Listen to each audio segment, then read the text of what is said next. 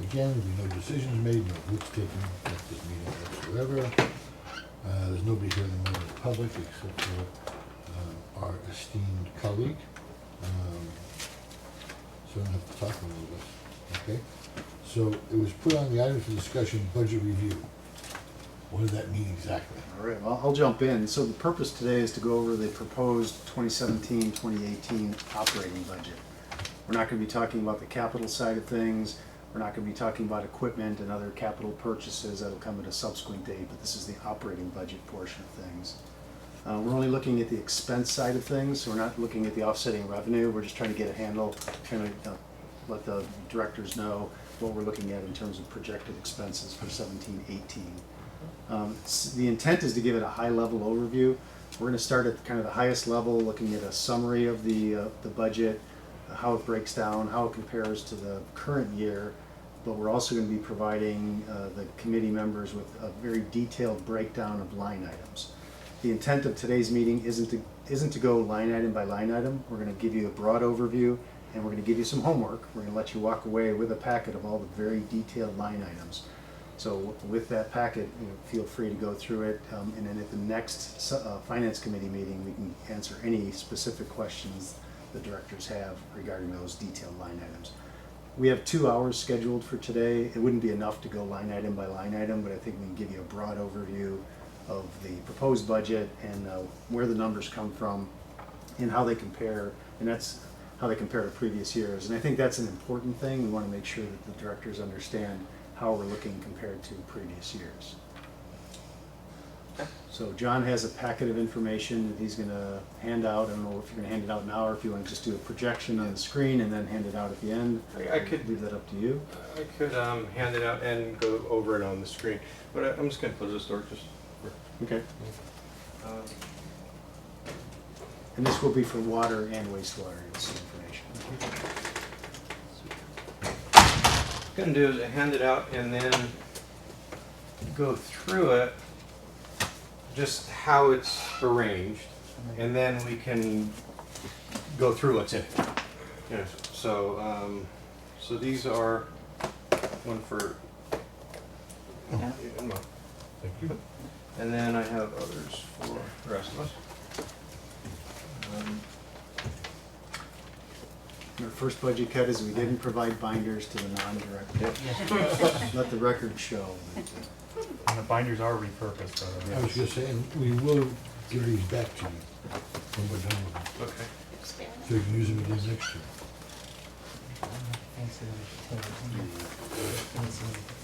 Okay. Yeah.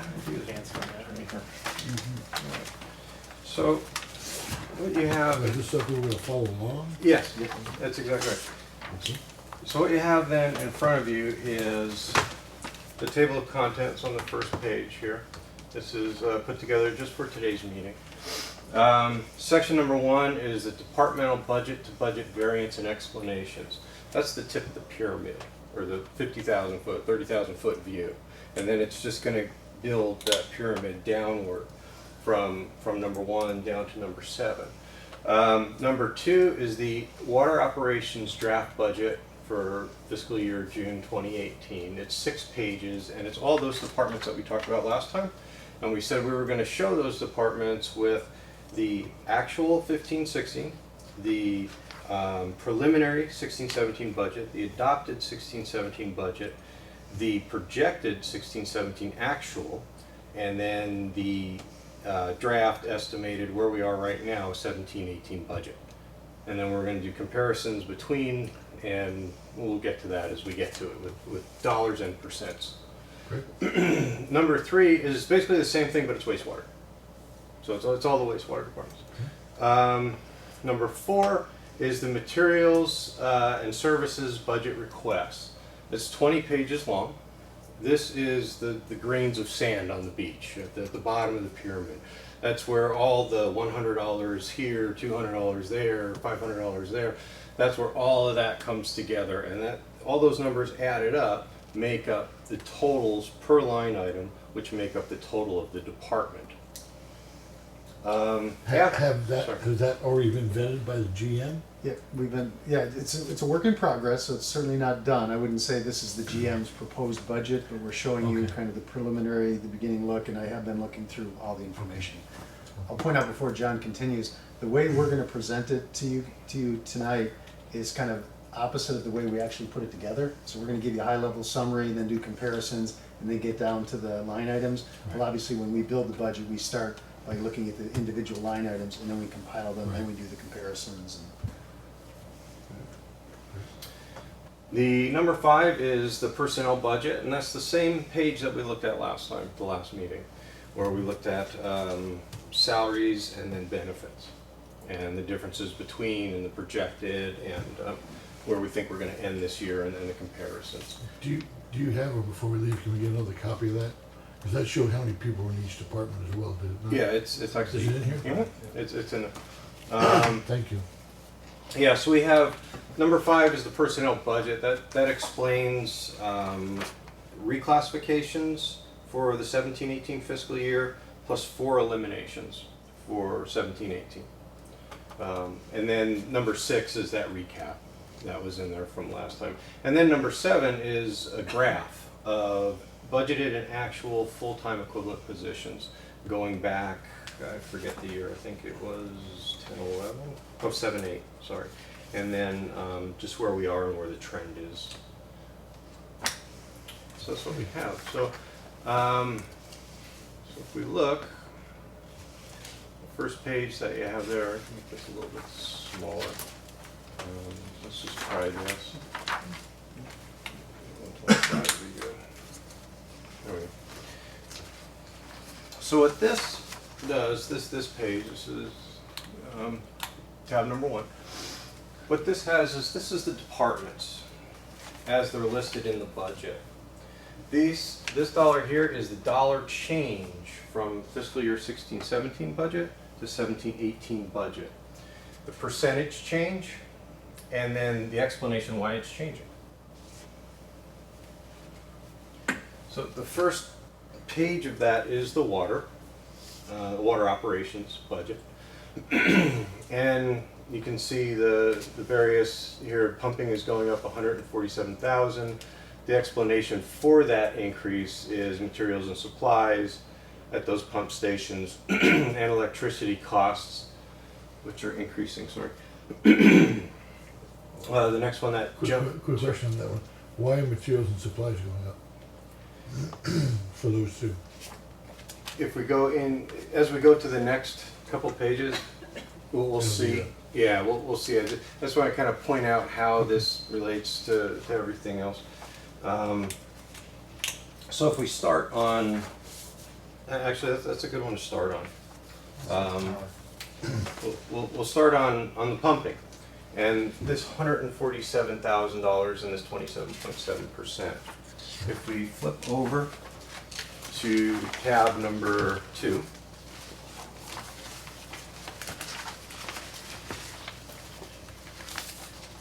It's here.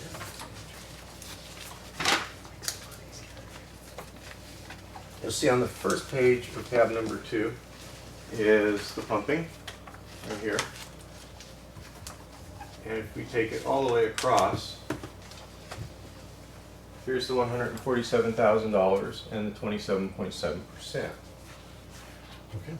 So this is the top level. This is everything all combined.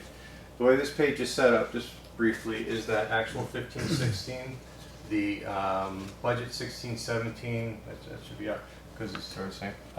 Preliminary draft budget, adopted budget, projected. This is the draft budget. What's being requested thus far into the process right now for next year. And then the comparison of this budget and this budget, right here. And then the percentage change, which is this, divided by this. Okay, so the pumping charges are going to be $147,000 more dollars than they were last year. Yes. If we flip one page, Electric went up that much? 105,000. So that's just your power. Vast majority is just power costs. so if we flip one page, we now have the pumping department. which says the line items broken down. The cost of labor, that's salaries and benefits in total. The materials and supplies, the outside service and repair, and the power. If we come across over here, this is the change. There's your 147,000 and the 27.7. Here's your changes. We have $105,000 in power going up, and we have the big one here is 100% in materials and supplies. So our power bill went up 25% in 1 year. SDG&E charges us 25% more this year than last year. We're estimating what we're going to be charged next year for power. So it's actually two components. It's the price of the power and how much power you use, and we are assuming that we're pumping more water. So we'll be pumping more water and using more expensive electricity. Okay, but that's an assumptive number. The factual number, the last factual number that you have is 15-16. The 16-17 hasn't finished yet. We don't know what that'll be. Mhm. So your last actual is 392. Mhm. And you're projecting that it's going to go to 525 in 2 years. I guess what I'm saying is I have not noticed that rate on my home power bill. Has commercial rate changed that much? How much did the commercial rate, because that's some of the questions the audience said, electric didn't go up that much. I don't remember going up 25%. I could be wrong. I feel like it's lower. You're saying I'm wrong. I don't know why. I'm not saying you're wrong. There's a new pump station that's online now, San Elijo Hills Pump Station, that wasn't online for the entire Well, actual that has nothing to do 15-16. with, San Alejo is being charged to San Alejo. We're breaking them down into each individual pump area now, correct? Yeah, but San This is the Alejo is total included cost. in. This is different than the pump This zone isn't the charges. This revenue is side, all, this is the cost. all power, all This pumping is power total costs. power. Yeah, 100,000 is going to San Elijo Hills Pump Station that wasn't there before. Okay. The that's new one, we're understandable. bringing in water from Liebenheim. So 5,000 is really your jump up. The 100,000 is just for that one pump station. That's the increase. So what did we do with the San Alejo tank, which has been in there many years? It was Didn't fed by that have a Vallecitos. No, Vallecitos 7 is our connection to the San Diego County Water Authority down there, and it's at a higher pressure than it takes to push water into that 877, the San Elijo Sage Canyon tank. So we normally would feed it from our aqueduct connection, but then buying water from Liebenheim, because it's a lower elevation, we have to pump it into that zone. Their treatment plant's at a lower elevation. So my guesstimation is that buying the water from a Liebenheim rather than where we're getting it from helped the Liebenheim out, but it's not really going to help us out. It helps out our rate slightly, but the electric rate, But that's Kills it. included in the contract. The electric rate The that we're paying. electric cost was included in the contract in order to offset. Factored into the analysis. It certainly ate away the savings. But it's it's all still factored in, how positive. come it's going up that much money? It's because it wasn't in the last year's budget. The power for San Leo Pump Station wasn't, we were barely on in last year's budget, so But the power has cost us $100,000 a year, that's more than estimated. what we were paying last year, roughly. Well, it's estimated that it's gonna be $100,000 for the year for San Leo Hills Pump Station. Okay, so it's estimated $100,000, which we didn't have last year at all, Correct. because we didn't have that station. So really, the increase is about $5,000. If you took out San Leo Hills Pump Station, the increase is about 5,000.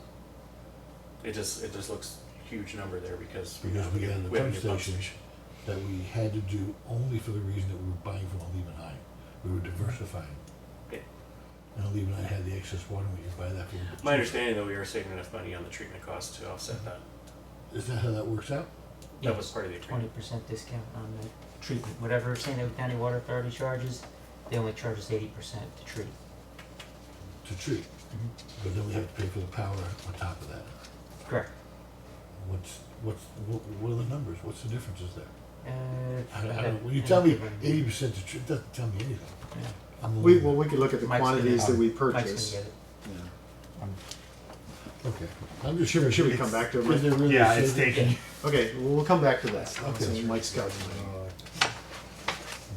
Okay, so that's $100,000, okay, so it would only been 5,000. See, now that makes sense. I don't know how you explain that to an audience, but that makes sense. If we had a pump station, trust me, it's for your betterment. It is. It's really fantastic water quality. Is it? Yeah, the operators love it.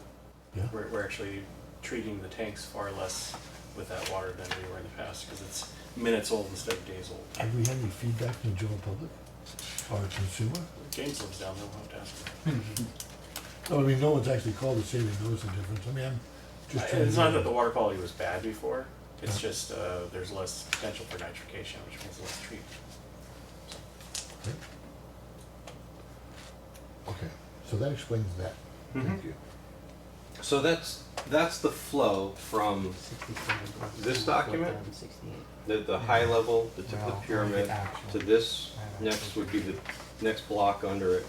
These pages here each roll up to this page. So this is your total.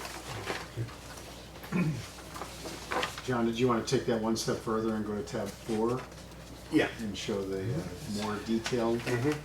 So if we want to, let's focus in on this, this materials and supplies number here, and we're looking at $30,000 right there for that. On tab 4, which I'll scroll down to. It's easier if I do this. And real quick, while John's doing that, for the 12-month period for OMWD, because I want to get a 12-month period, we saved $224,000. Was our After electricity? no, that's I don't have electricity in here, so it'd be 224 then minus I guess the 100,000.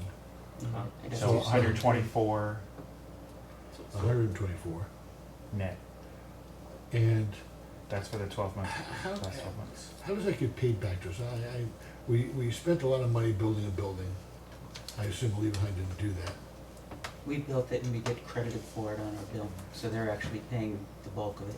But we're only getting $100 and something thousand a year. Mm-hmm. End of story. Savings. Yeah. Savings. So that's all that can be put towards that building. Well, what was the other? No, they're actually paying for the building. We had to put up the upfront costs, and then they actually credit back those costs per the contract. And how do they do that? On the bill, they'll, It shows up on the water bill? Yeah, On the bill on from their them. bill from them, we get $5,700 a month, 6,000 yeah, a as month. long as we, I think it's $5,700 a month, around 6,000 Okay. a month. We get credit on our For how long? for 20 years. yeah, 15 to 20 years. Term of the contract. So that's above and beyond that 124,000? Correct. That's kind of offset. It's, we put up the capital costs, but they're paying us back the capital costs. Right, but that 124,000 that we're saying is a savings, this 6,000 is above and beyond that. That is Has correct. nothing to do with the 124,000. That's right, yeah, that's an offset to our capital. Okay. And is there anything else with that building, and they have to, they don't provide, Well, what about maintenance and repair? Because I mean, over the 15-20 year period, it's gonna have to probably be replaced. And that's in there too, pretty small, but yeah. when you say that's in there, that's in where? That's in the 124,000? Well, And, you can if see you right go now, back to, oh, right there, center layer. Very bottom. This We've is got- this is materials and supplies. This is That's what we're talking about, you go to the very bottom. So here we've got batteries. 6,750. Yeah. Yeah, right now there's, other than just some greasing and stuff like that, there's no, it's brand Brand new, new, yeah. so. Probably under But warranty too. 6,750 is what it Yeah, costs us to operate it? That's Uh, what we're projecting for other expenses related to that. And And- how do they pay us that? They don't, that's our costs, So we pay that. correct? So that's subtracted from the Yeah, if you want to look at the, if 124,000 a year. Right. you want to net out that benefit, you subtract that as well. And that 6,750 is not all San Elijo. No, that's split. That is between across all those pump stations. Oh, I Yeah. thought. Yeah, no, that's not just for Oh, this. Oh, okay. That's so why you the- only have $100. That's why it's 100, 2010, XXX, 5301. Yeah, very here. Okay. It's kind of an emergency fund, Yeah. something breaks, we didn't plan on. Yeah. All right, Couple so hundred. that's insignificant. So we're buying batteries. That's the only line. Yeah, this year we're $100 a buying year. $100 for battery. And then if you look up schoolhouse pump station, soft starts for the motors, there's three. There's 10,000 of that 15,000 increase. Okay. And then double peak pump station right below it. Yeah. There's the poly disc replacing that. So, and then anytime you see on the far right hand side, you see all those R's on there. Yep. That's to let you know that that's a recurring item. So every year, it's something we have to do. Some of the items, maybe it's only every 2 or 3 years, they won't have that R there, or if it's a one-time shot, that R will be missing. So when you go through that whole packet, you'll see that. So there's a lot of stuff that every year it's recurring. We do check the costs though every year. Okay. And the bottom line on here is the $30,000 for the total materials and supplies, which is the same $30,000 on this page Which would be, in column, the next, yeah, tab B, Section tab B. Okay.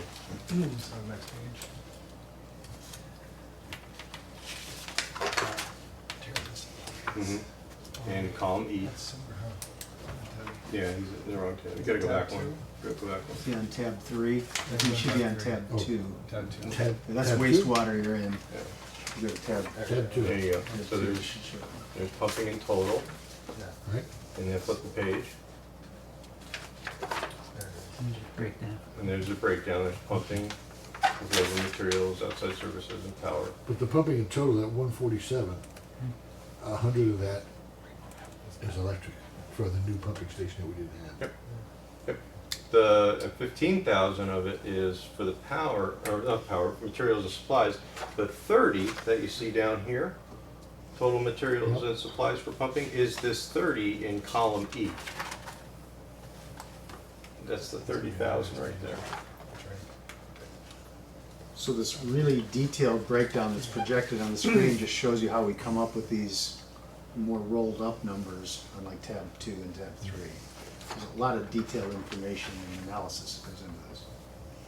Yeah.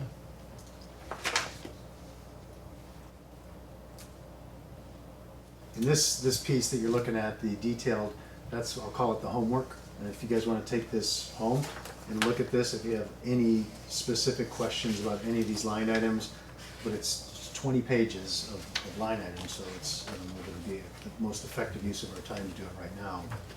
You're welcome to look at it. Did you pass me one of those? Or is it- It's in your, it's tab In there, yeah. 4. If you look at Yeah, tab tab 4 of 4. yours, is the detailed It's what's on the screen right now. The detail of the detail. Detail. And in that tab, you'll see this other. We call it other, and you'll see it in multiple departments, if not every department. Here it is again. Here's 5,940. Sometimes we need a number to round to thousands too. That's why you'll see a 40 or a 60 or a 22 or something strange like that. But what this means is that these are the things we've identified. We know we need these. These are reoccurring, as Ed said. We have the person's name who requested it, so we can tell what department they're in also, who's requesting this. And the other is everything else that's not listed above. It's just kind of like, I always use the analogy, when you go to the grocery store, you know you need chicken, you know you need eggs, you know you need juice, but you also need toothpaste. Right. The toothpaste is kind of the other. It's not on the list, but you know you need it, and you go get it. Yeah. How much, and I asked you this once a few months ago, and you answered me, I don't know if it was in this time. How much is in there for pipe blows up and it's gonna cost 200,000 more than we thought?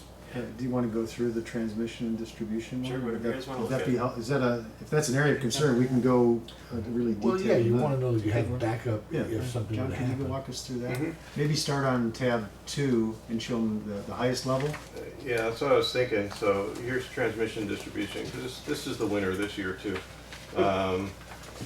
$429,000 increase over last year, Oh, or 30%.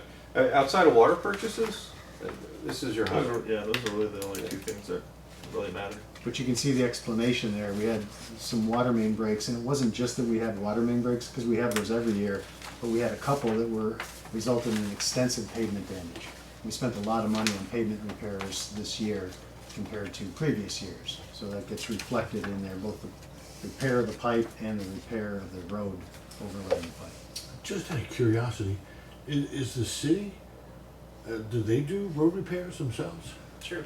And we actually have to work with the city. One of the reasons that there's such a delay in us getting our permanent repairs done is we have to meet the the city's inspector at every one of our job sites and go over the repair work and make sure that we're gonna do it to their standards. Same with the county or the city of Vista or Escondido, but the city, I believe they have a crew that can do the hot mix work. But we've looked at it for ourselves before, and it's not cost effective. Oh, yeah, I wouldn't think internally Yeah. it's cost effective, but I'm thinking for a city that has a crew that does that, and they certainly don't do it all the time, is it cost effective to talk to them about them doing those repairs? And paying, but we can save money Yeah. over a contractor. We can look at that. I'm not sure, I know the paving work they're having done right now is through a contractor the city has, the large jobs. I'll have to see if they're still doing inside work. I haven't seen them do their own work in a while, so they may have gone the same way we did and outsourced it. Cities tend to just do smaller things like pothole repair, and these are well beyond a pothole repair. Yeah, but I've seen them out there with an excavator pulling off. Yeah, they have large equipment, but the paving's just one of those things that's more specialized, needs special I equipment to just wonder, do it's the same an thing entire to road. me with the repair shops. You know, the school bus has to have one, the city has to have one, you have to have one, and, you know, they cannot be busy all the time. Especially when we trade our trucks in with Ours, 80,000 miles on them. I can tell you, our guys are swamped. We only have 2 mechanics for a fleet of over 50 vehicles, so they're busy. Yeah. It's 2 mechanics, that's all in the whole department? So we have 2 mechanics. Wow. Yeah. We cut down the amount of equipment they have to do. We're Some on of this it, side. some of it does have to be outsourced, get specialized, and we're not gonna buy every stinking piece of equipment for everything, but, Speaking of, how's that new locker facility coming out? They all enjoying we're it? going out to bid. We have it, yeah. Okay. Public agency can take a long time, apparently. John, you might want to point out to Of course, if we're a the public agency, it takes a long time to go through all the, Oh, I thought you were gonna year-to-date leave blame the city, you had to blame somebody. projected compared No, to city. budget. no, But that's small, city's it's not, at Maybe 400. we should budget. outsource some of that, wouldn't be faster. but it is. Okay. I'll have it back to the council. So in the transit distribution, what he was getting at is there's a significant increase. We, last year had reduced the amount for, as one of the cuts we made, we reduced the amount for outside services for repairs, but obviously If you see what John has up nature had a there, different idea. what John has up there now is, you know, we do budget to budget, everybody compares budget to budget, but just for this particular line item, if you look at what the projected 16-17 is gonna be, it's actually, you know, we're just a little bit higher than what we're requesting for budget than what we had, We budgeted. what we Yeah, we're projected gonna be in almost 16-17. $400,000 over our budgeted amount this year because of the extent of the repairs. And even having said that, we're not increasing it to the amount that we're gonna spend this year, assuming some of it's an anomaly. Yeah, that's what I was gonna ask, like, how much of a difference is it? I mean, are you, because I think this, if you look at your trend, it probably was a little bit of an anomaly to go, you're kinda like 1.2, in the 15-16, less than 1.2. I mean, You don't have enough years to look at. yeah, but it's not a major, you don't have a good trend line there, but Yeah. But it looks like your kind of draft budget is kind of on you're kind of trying to mirror more with the line with what happened this year. Well, not all of versus that. the trend. Yeah, not all of that is just the outside service. A good chunk of it is, but not all of that. There's some materials and supplies stuff as well. And when you get down into the finer detail one, you'll see the changes. So here's on a line by line basis. There you go. There it is. Line by line basis, we have 90,000 in materials and supplies increase from budget to budget. This is 230 for the outside repair and 110 up in the cost of labor. John, could you point out like column D and column E costs for the outside repairs? Yeah, these two here. So, This- so projection for this year, we're expecting to spend $506,000. So we're not going that high for the projected or the proposed for 17-18. We're coming down off of that. It's higher than previous years, not as high as this year. So we're trying to reflect that we're having more and more extensive ones, but we're not trying to use this year's as the model for future years. And some of that's based on past experience. After a wet winter like this, we tend to see more steel line. Yeah, but it's Breaks still, because it's they- still a 400% increase over your 15-16 actual for your outside repair. 73 versus Oh, 380. in 2 years? Yeah, going from 15, 16 actual. Yeah, so it's a to- 400% increase Yeah. over 2 years. It's significant. Not saying it's wrong or right, just saying it's Yeah, significant. we interested to see the trend there, yeah. Yeah, Go it- back Could I further. just ask a question to make life a little bit easier, I think? The tab 2, which I like a whole lot, 'cause it shows what percentage you're trying to go up, or you're saying you need to go up, or you're projecting you're gonna go up. Some of it seems totally out of whack with the economy and with everything else. It's like, well, why? And some of this, and you have the answer to it, but we have to go back and forth. So I just ask a couple off the cuff. You answered, water purchases is only 11%. That's minor. That's nothing compared to some of these other ones, and that was supposed to be our big boogaboo was water. Well, from a It's dollar, not. per- It's a dollar 11%. perspective, it is. 3 million. But from a percentage point, it's not the big. Yeah, but keep in mind, of the overall water budget increase, water purchases are 80% of the increase. We went up about $3.5 million in budget to budget on water, and 2.9 of that, 3.5 million, is water purchases. So if we increased everyone's water purchases by 11%, we would be whole. If we increase their water purchases by 11%, If we increased every bill by 11%, we'd be whole. Well, Or am I looking at that completely wrong? The 11% is, you were saying it's a combination of the price and in the quantities. the increase, yeah. Yeah. I mean, if we had our customers increase by 11%, is that what you're saying? Yeah. The By purchases? 11% Well, more water. we still have to be paying, but then we pay more. You know, because most of the water sales, a good chunk of what we charge our customers are what we pay for the water. So if the water sales go up, then we blew the budget on, you know, water. Purchases. You Yeah. know, the more water we sell, the more we have to purchase, so Oh, our but he's costs saying go He's up. Raise saying their raise their rates. rates a little If we bit. raised Oh, that raise rate their rates. 11%, we'd be whole. well, I don't think that takes any As account far of as the water, revenue. no, just as far as the water cost, Yeah, the commodity. Yeah. commodity. Mm. Just as far as the commodity. Because 11% is what you're forecasting. So if we collected that 11%, then that would be a flat number. Well, not necessarily. I mean, Yeah. if there were no other factors at play, just because your purchase costs went up doesn't mean you necessarily have to raise rates, because you're selling more of the water too. You're only buying it because you're selling it. Right. So if your costs were going up to buy it, you'd only have to increase the price that you sell it at by the same amount of your increased cost from the county water authority and D-cell water and Right. Odenhain if they had increases. Right. So it's not 11%, which their rate is, their increases are, I believe, going to be less than, they're going to be single-digit increases. So Maybe what you're thinking is 3% attributable to growth, and maybe 8% attributable. I don't know what the actual split is, but yeah, there's some's attributable to Close to growth, that. and some's attributable, increased water sales, some's attributable to the cost of water. Okay, so the pumping charges, we know went up 27%. That's because we added a new pump station, it would be much less, had we not done that. The water quality is going up 6.1%. So is that increased chemical costs? We'll see it right here. There's the 6% right here. We have materials and supplies that are going up. The 6.1% is a combination of salaries and benefits going down, materials and supplies and outside services going up.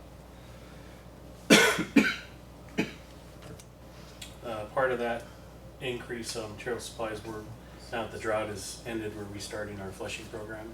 So there's more materials that we need while we're doing that. Cost of And living. then the outside services, we have a new regulatory requirement, UCMR 4, which is a federal requirement, unregulated contaminant monitoring rule number 4, which will cost us about $12,000 in lab services. And then service contract with one of our vendors went up as well. Your labor cost is going down 29%? It's how they move it around. It's not that Yeah. That's what they always say about numbers, isn't it?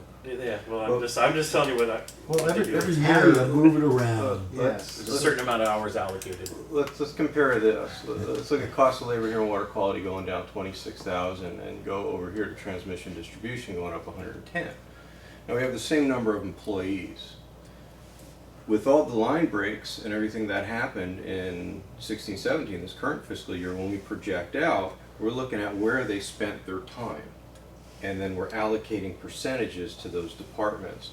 That's why you're gonna see the increase here and decreases in some other ones. Okay. Yeah. So I see an increase of 10%, and I see a reduction of 29%. It's, That gives me a reduction of 19% somewhere. well, No? But they're different dollar The amounts you're different comparing, dollar so you can't just amounts, compare the percentages. Only $63,000. Percents get real confusing. If you wanna look at- Don't they get paid the same no matter which job they do? Yeah, but in one, it's a small amount, so the 29% decrease on water quality was only based on a $63,000 overall.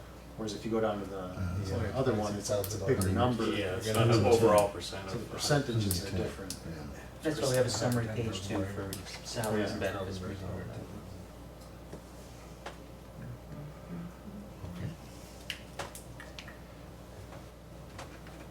Tanks and reservoirs, they're going up 21%.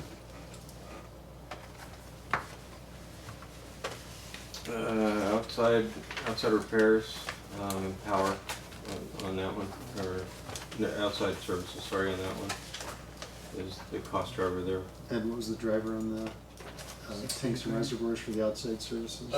We need to build some fencing up at Coronado Hills. It's not a capital project. We don't consider fence an asset, so there's 20,000 to protect our facilities up there. We're building, some of this is also, we're building a Ethernet backbone as we're putting up security cameras. So as part of the Up there? vulnerability assessment, they're gonna be going up throughout the district. So we have to build the backbone to transmit that data, kind of like the Water Authority did with their system. And then there's two projects that, if the capital projects are approved, they've been pushed back a couple of years. I think probably both of you remember from our tours, some of the tank sites, the pavement was cracked and needs to be repaired and then sealed. We've been pushing that back as we've been cutting the I was budget in each year. trouble. So there's 10,000 for pavement repairs and sealing at Mountain Bell Tank and 9,500 at Palomar Tank for that. But they're tied in. So I thought we were just talking about operating budget today. this is materials and services are part of the operating budget. That's not part of capital improvements. No. Correcting cement, fixing pipes, not capital improvements. No, it's not a. If you were building a new Yeah. facility that took concrete and asphalt, those would be capital. Or if you were replacing something significant, we have a capital threshold, was it 10 grand, John? But we don't. Asphalt is not an asset. It's kind of hard to appreciate Yeah. asphalt. At least that's been what I've been told. So. But there are two capital projects that go along with the paving at Mountain Bell and Palmer. The reason we push those back is we need to replace isolation valves. One is a $20,000 project, and the other one's a $25,000 capital project that you'll see when we get to the capital budget. And those have been cut the last 2 or 3 years to help defer costs, but we need to be able to isolate those tanks and we need to fix pavement. So Has to happen. these keep coming back, and then if we cut, we cut, but I have to bring them back because they're needed. Okay, a 30% increase in transmission and distribution. That's the one we just looked at.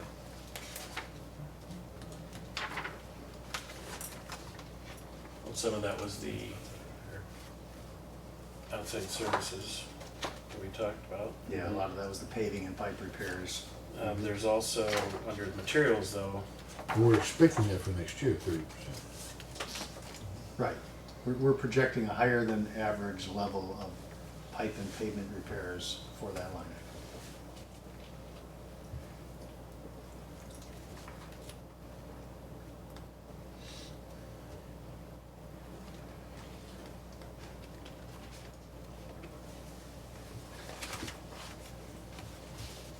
so when you guys, Dr. Martin, when you guys look at this, your homework packet here, you'll be able to see anything that doesn't, like I said, doesn't have an R next to it and it's blank in that part of the column, means it's something that's a one-time deal. Right. And there's actually quite a bit in trends and distribution, things that need to be repaired, and it all adds up, obviously. And services at 29.5%. I mean, all these are pretty solid increases. The services, the big increase here is the outside repair, and that's specific to changing poly services over to copper services. And there's a couple of them, they're under a condominium complex on, what's the name of that street again, Ed? Lucy and Larga. Lucy and Arga. And what are we doing there? We had a replacement program for several years where we were taking the poly services out, the plastic services, and replacing them with copper, more reliable, more durable, last longer. And these particular ones under the condominium complex are poly, they need to be replaced, and they're right under. Is there a problem with them? Well, the problem with the poly is they've historically blown out on us and caused quite a bit of damage. In fact, the district, back when I started in '89, we were involved in a class action lawsuit against Orangeburg and Yardley, the two manufacturers, because they sold the industry and the developers a bill of goods on how great this polyethylene tubing was, and it failed within a couple of And years. the polyethylene tubing connects what with what? Connects our main to the customer's meter. So it's our service line, Okay. but almost all now are copper. We're down to 33, I believe. When I started, we had over 10,000 of them to replace. So these are the ones, the last few we've been replacing are the real dangerous ones, where they're right next to SDG&E's high pressure gas main. And plus they're more expensive because then you gotta have SDG come out, they babysit you the whole time. Those are completed. The last of the 33, there's 15, I think, that are underneath that concrete slab, and the reason it jumped up, that's the cost, about $80,000 to replace the concrete driveway for these customers if we do this. It's either that or wait till they blow out and then we do it in emergency and we don't budget for it. So Ed, if this line item was approved and we did all the work that's budgeted for, how many poly lines would that leave us with? That would leave us with the remaining of the 33, so 18, and those are part of a capital project that I'm not sure if they include money this year, but there's an 18-inch transmission main that's called the Carlsbad line for us old timers that comes from Escondido and used to feed Carlsbad back when Vallecitos didn't exist. That line runs underneath a bunch of homes. I don't know who approved developers to build on top of our line, but in order to get them, those last 18 off of that 18-inch main, we actually have to install a new 6-inch water main with a couple of 4-inch stubs, and so it's a few $1 million for that capital project. So the last 18, it'll be a few years. I might be retired before those. And it'll be part of the larger It'll be capital part of that project. capital project, yeah. So. You brought up an interesting subject that I brought up once in a meeting and never got a decent result from. We were having so much problems with having to go back because our pipes when the dry utilities go in are being chopped up, hit, disturbed. SDG&E, as you just told me, doesn't allow that. They have someone come out and sit there and watch. And my question is, why aren't we doing that and charging the developer to have that done? My understanding is our inspector, whether it's our internal inspector or a paid inspector for the district, when the developers are installing the water mains, they're there for the full installation of the water line, and then it gets buried. And then dry utilities come back, and then their inspector sits there and watches the dry utilities go in. But what's been happening, from what we've been able to find, is they want to make sure they don't hit our line, so they take a steel probe and they, there it is. But when they take that steel probe, they puncture the polyethylene encasement, and that's what causes the failures. So. But how do we stop that for 50 years from now? It's no longer our standard. PVC pipe is now our standard, so we're not installing ductile iron pipe in the ground anymore for new facilities. Okay, so when they're redigging, their backhoe isn't scraping our PVC pipes. No, the only We place, don't know that. The only place we saw possible hit on our ductile iron, if you remember a few months ago, Las Posas by Granger's there, we had a really Yes, major break, huge. giant hole, took us 3 days to fix. Yeah, We did find those are some. expensive. We did find some claw marks on there, and it may have been the city's contractor when they put the box culvert through there. We had to drop and go under it. So But it's years and years later, and it's really only a 1 year window we can go back. I know, but we're still installing things today for people 20, 30 years, 40, 50 years from now. It would just seem to me that there is a way that we could hire a qualified inspector, if we don't already have one or they're too busy, and just charge that off to the development fee when they come in. It would have to be done, we'd have to have an inspector there when the other utilities are crossing our line. I know what you're talking about, Yeah, and we can look into that. yeah. SDG&E does it. It'd have to be written So in, it's not- well, they do it because they're the last ones to go in, so they have an inspector there. What they do is only on the high pressure gas mains do they require one of their inspectors on site while we're digging near it, because it's so deadly. Okay, so we want to dig a new project. We have a couple coming up. We want to dig the hole. So we pay for that. Well, The developer Developer pays is, for it, yeah. okay. The pipe gets laid by the developer. We don't have to pay for it, but we have someone there watching them lay the pipe down. correct, make sure it's installed correctly. Totally? Yeah, completely, they have to watch the back, they have to backfill, yeah. Right. And then it's covered over. Mhm. And then the dry utilities come in and cut the same hole. Well, they're usually crossing, so our pipe's running this way, and they're crossing this way to the house. So our main's running down the street, Right. and then they're running from wherever their gas Which line, side of the and they're other? crossing over this way. And so when they're digging, they, like I said, they probe to find that line, and, oh, there it is. But when they're hitting that polyethylene bag for the ductile, it causes a real problem. Now, if they hit a PVC line, they could definitely cause a problem too. You only need to score about 10% of the wall on a PVC line for it to fail. So it's critical that they don't do that for the PVC Well, lines as well. it just seems to me we can't be the first ones to think about charging them. I don't know why we don't, or if other people do already. I don't know if That's they do. certainly something we can look into. But That'd but be, it just seems to be advantageous to us for the future. Yeah, sometimes we're not even aware of it. We don't have a specific utility easement for this. It's just a general utility easement. We're allowed to install these things inside a road. Other utilities have the same privilege, so they can go out there and they can start running service connections. We're not even aware of it.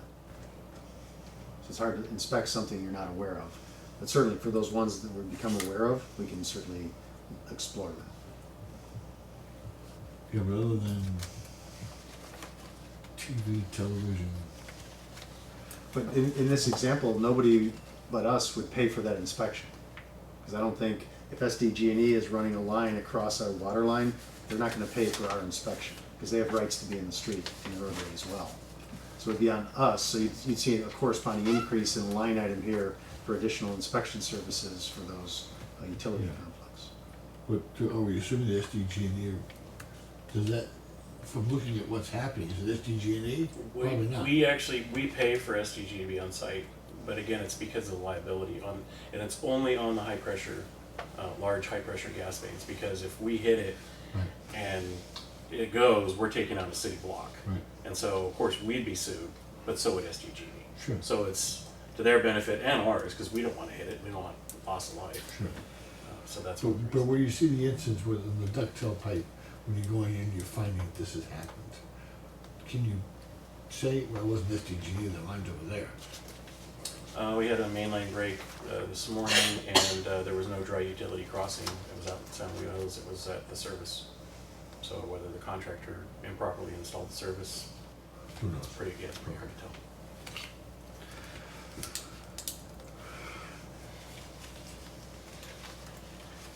Meters are down 2%, congratulations. Backflow prevention, why would that be down 11%? There is a, one of the positions that was eliminated was a person in the meter department who did the backflow program. Since he's been gone, we've outsourced the admin of the backflow, and still getting that up and running now. We hope to have it up and running with the outside consultant in about 30 days. It's probably gonna be more like 60 days in reality. And so because of that, we have the increase here where you see the outside service. This is what we're looking at, the $37,000 paying to the third party, our contractor. The way it's gonna work is that our customers with a backflow pay us a backflow fee each month. We use that money to offset the cost of running the program. What we're gonna do is backflow tester in the field is going to test the device, send the information to the third-party contractor. They're going to house all the records, all the administration, do all the paperwork, mail the letters, everything else. And then they're going to send us a bill for how many devices we tested, and then we'll pay them out of that same backflow fee that we're collecting. We had originally talked about having the customer pay for the inspection fee, and how much is it per? $13 roughly.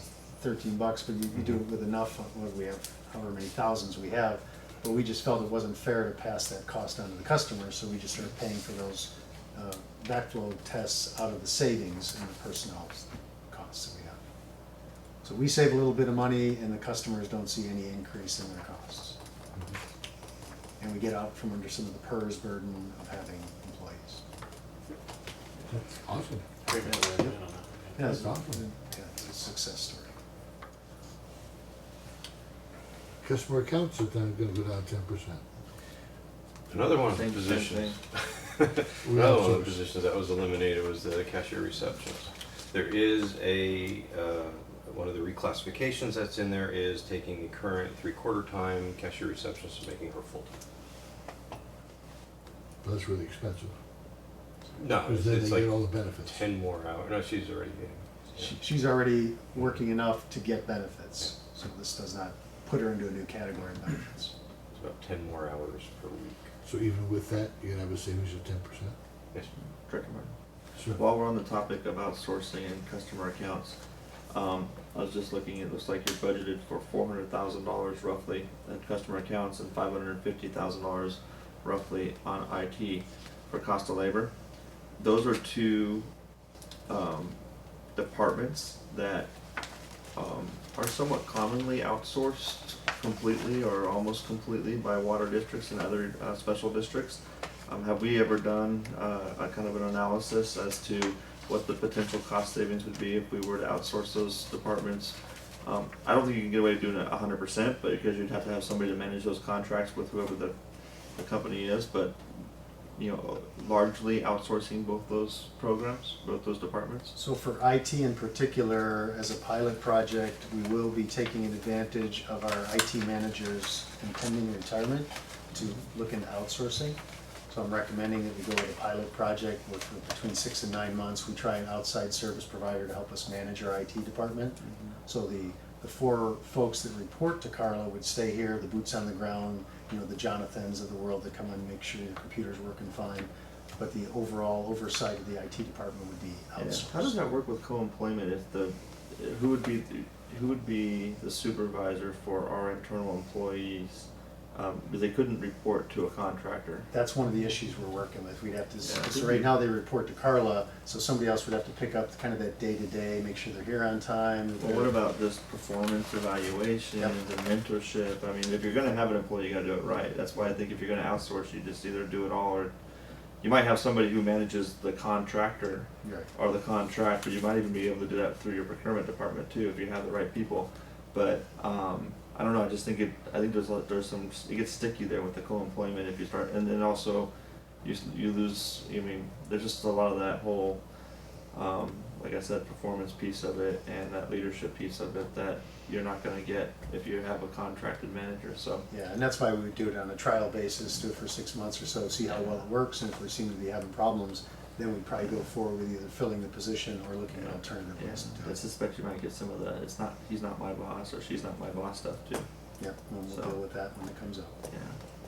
But back to my original question, I mean, it may be time, since we're looking at making some significant cost reductions and changes, it may be time to at least look at the full analysis, just so the board has, you know, an idea of what the potential cost savings could be. And I hate to have to call out specific departments, but those are the ones when I talk to our colleagues in the water industry specifically who, that those are the ones they have done. And so those are the only ones I really know. I don't know if that's been done in other departments, but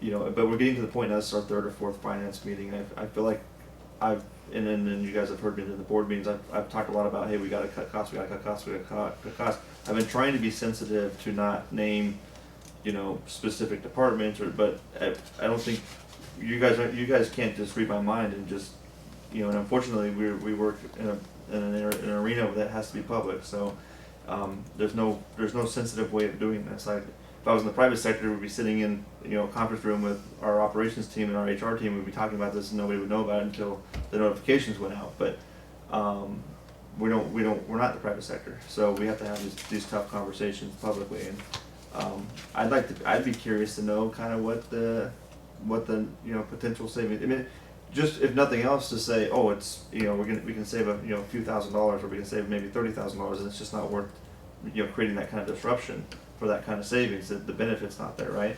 But if it's, you know, if it's $200,000 or $300,000 on a total $1 million spend between the two, we may want to look at that. So I think at least to give the full board, an opportunity to see the information. So. And I think that's a point well taken. It's, you don't want to embarrass anybody unnecessarily, and part of the reason of having committees is you don't have to, but in that case, you need a full board decision. So it has to be brought up to the board. Yeah, well, now, I mean, this thing's as public as anything else, so, you know, It is, but unfortunately. it isn't. Yeah. It's not televised. And No. nobody gets the tape except for one or two people that really have to have it. No, this is going on our website, right? Yeah.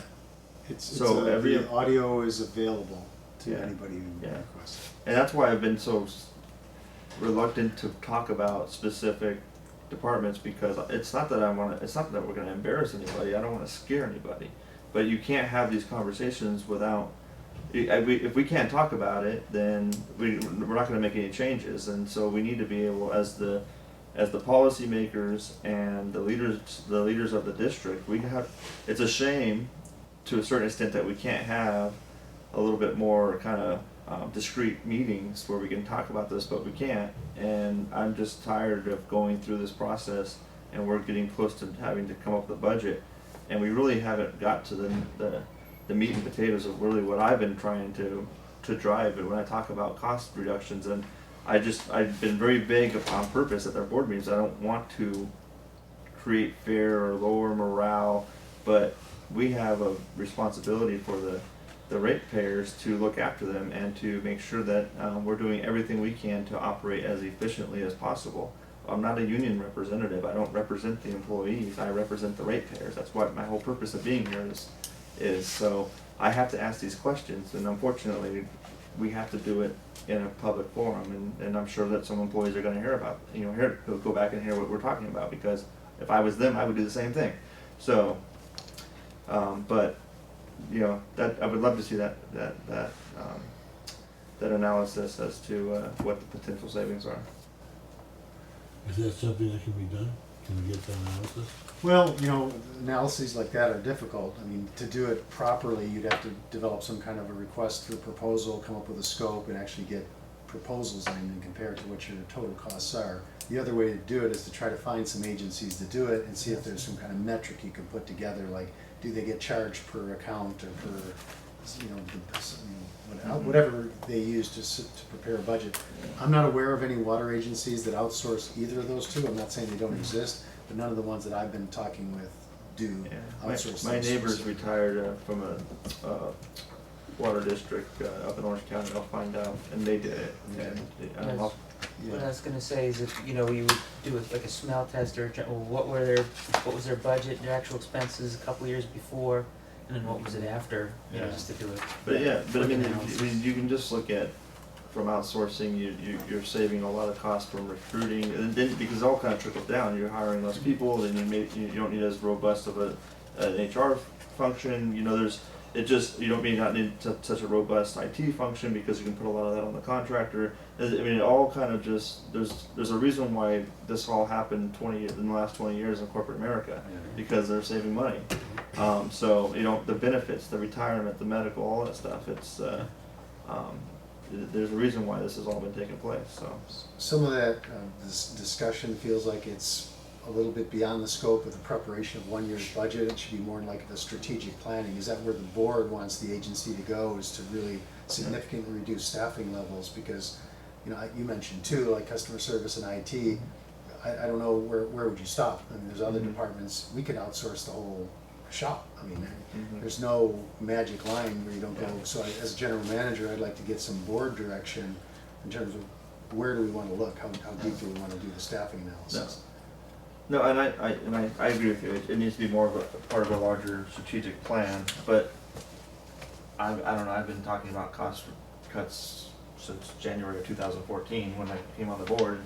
Unless we get into some specifics, it's just me saying cut costs, and you guys saying, well, we don't know exactly what he means, and we don't want to ask him because we don't want to know what he means, and so. And I'm just done doing that. Let's have that conversation. And if we do it in the finance committee, or we do it as a strategic planning, that's fine. But we need to start doing that. So. The only thing I would add about the outsourcing is that wasn't even in my mind until a few meetings ago, when I brought up we're paying this outside company for help, and staff said we're outsourcing. So it's not something coming from me, it's coming from staff saying we're already doing that. So staff has already chosen to outsource. And I'm doing It it. wasn't the board. A lot of what's happening since I came on board is kind of my direction to do this on a opportunistic basis. As positions become available, I take a look at them, and the IT is a good example, the backflow is a good example. We looked and we said, hey, there's an opportunity here. If we identify something that seems worth pursuing, we'll certainly do it. It wasn't to take a look at wholesale changes in how a service is delivered in a particular area. But having said that, if the openings occur in those areas in the future, I'll do the same thing. And these guys all know, they can all tell you that I've told them, every position that becomes available, we're gonna take a look at it before we decide on how we're gonna move forward. And that's one approach too. That could be something that we discuss, is do a phased approach, case by case on position. And I want to make it clear more for the microphones. I think everybody in the room kind of understands. But it's not that I don't appreciate what our employees are doing. It's not that I don't think that they're the best in the business. It's just that we have to look at that from a financial perspective and see what's best for the ratepayers and protect them. And so we have to go through this. And I know it's not a comfortable thing to do, but we have to do it. So. Oh, Director Sinal, if you can pass along the names of any agencies that you have, and maybe reach out to them, and we can find the process they went through, and maybe like Tom said, what was your experience, what was your cost before, what was your cost after, are you glad you did it, would you do it again, those Yeah, types. it was We can have a those. huge drop off in Yeah. service levels. So, and, yeah, we yeah. could certainly look into that. And just to add to that, in my opinion, when I first started, it says the gold agency, and there's a platinum agency out there. And I changed that about 2 years ago to we're the platinum agency. And I do believe that all the employees here are the best. It's just our fiduciary responsibility to look under every rock to see where savings can be, that maybe it's uncomfortable for you to do as staff, or maybe it just isn't easy for you to do as staff, but we need to do that because that's what the ratepayers put us here. They put us here to make sure they get quality water, they get it delivered to them. You guys do a fantastic job of doing that, but just making sure that we're saving every dime possible before we go to them and say, oh yeah, by the way, we're gonna raise your rates.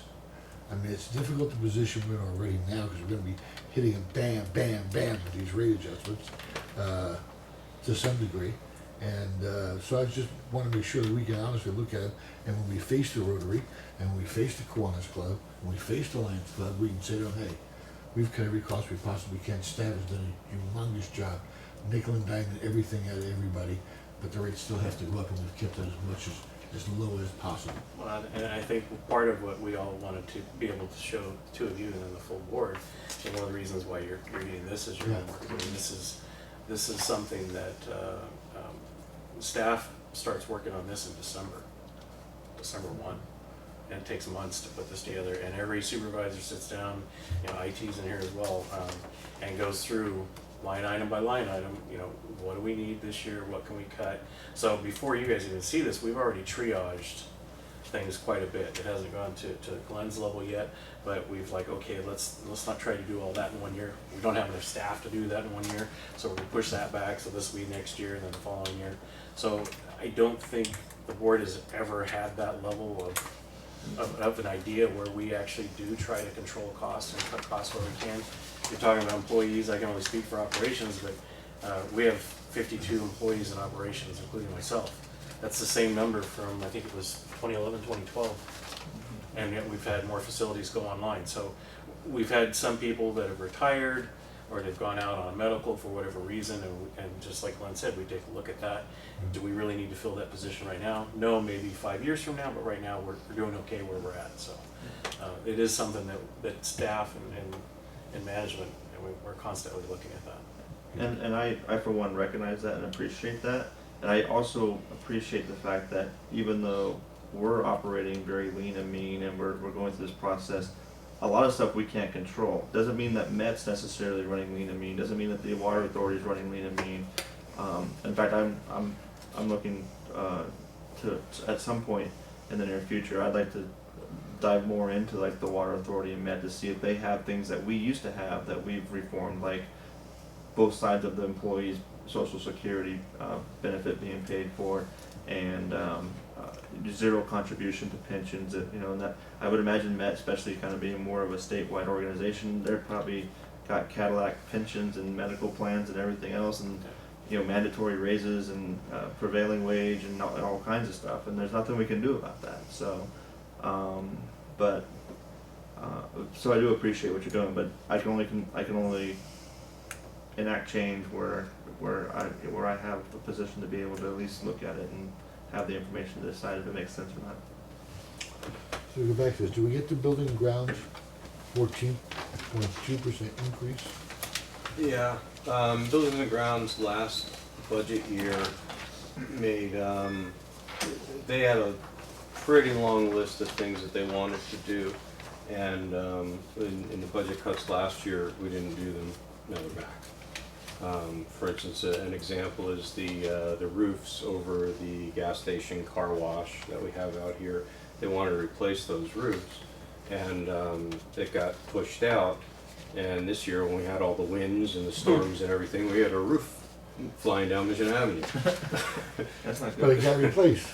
Well, we Just a piece of patched it. We Yeah. patched it. Yeah, It's big still We blue paid, yeah.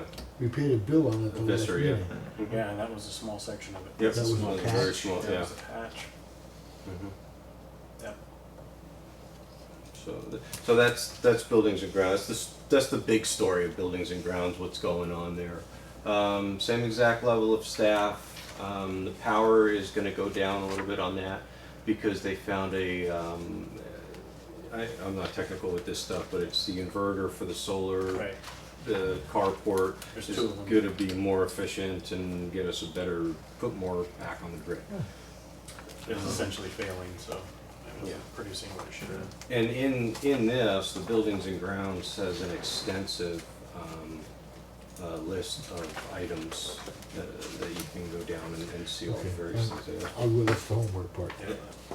Just want to get a basic part now, so I don't have to look at the homework. Engineering, and tough question because he's not here anymore, so I can't get in trouble. When did Ken Gertz leave? What year? Because I don't see any big dip here. 16, 17? Should- No, it was no, two this is years 16, ago. 17, 15 years ago. Yeah. 16. Well, 15, 16, you're showing 1.2. This is for engineering. And then we're going to 1.4 now. We don't have Ken Gertz, and that was a very large dollar amount employee. They've been here a long time and well worth it. Could have paid twice and not got as good as we had. But No, where did his savings come in or not come in? From 15, 16, we don't have them anymore. And we went up instead of down. The labor went down. Yeah, we're down 75,000. Yeah, the labor's going down on this one. One of the things is so with his engineering. engineering, his labor is actually going to be in the cost of labor, not the engineering part of it. Yeah, well, Is with he in engineering. G&A or? Well, with engineering is Yeah. when they work on capital projects, they put their time to capital projects because we capitalize that cost.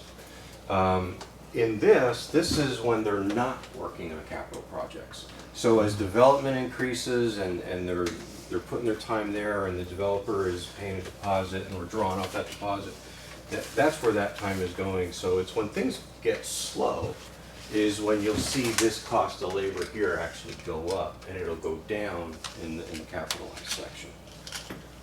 But to Director Martin's point, now that I'm looking at it, it did go from 1.2 to the actual in 15-16 to 1.4 and projected actual in 16-17. So it is a $200,000 roughly increase. Now, granted, I know that everybody in the engineering, they got their step and call and whatever you guys do here, and cost of benefits and stuff goes up every year. But it seems like if you look at kind of like some of the savings we have by outsourcing, like one of the customer service people. I mean, Ken was he was part of the management team. I mean, he was up there. So John, does he show up in G&A? Cost of Ken? labor? No, Ken would have been in. He would have Well, been. he would have been engineering? split, he would He have was been split though. water, Yeah. sewer, and some G&A, yeah. Well, I mean, he would have split And in even operations. to metal Yeah, arc some too. in Where are the operations. number of employees being in our booklet that we got? I asked if we had that chart. You said It the next is, year. it's the second to the last page. 6 and 7 tabs. Second to the last page and the last page.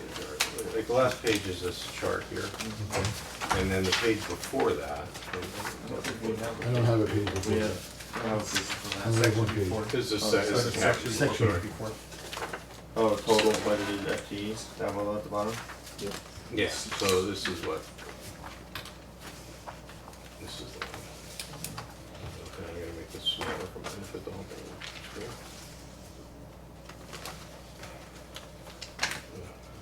No. Small, yeah.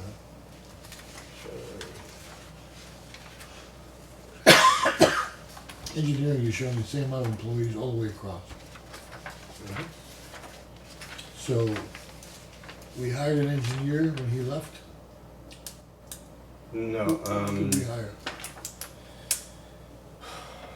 I would have to go back and put it all together because we have Jason, who's the capital facilities supervisor. He came on. I don't know exactly at what point. We had Lido come in. I They don't both know came in exactly around what- when I did, so it would have been October 14, November 14, Okay, and then What Ken. 2014. Yeah. Okay, this is 15. That's, uh, Yeah, 14, 15, 16, yeah. So Ken's gone in Mhm. 15, 16, but we show the same amount of employees all the way across. Yeah, because we're just looking at 15, 16, 16, 17, and then a budgeted 17, 18. Because he was over two departments, he may have been in G&A though. or- Yeah, he was probably a little bit in Meadowlark. Would you put him in engineering or operations, or probably just He was admin? probably over, because he was over operations, which includes Meadowlark. I mean, for this. Oh, the for FTE, this, he would have been in engineering.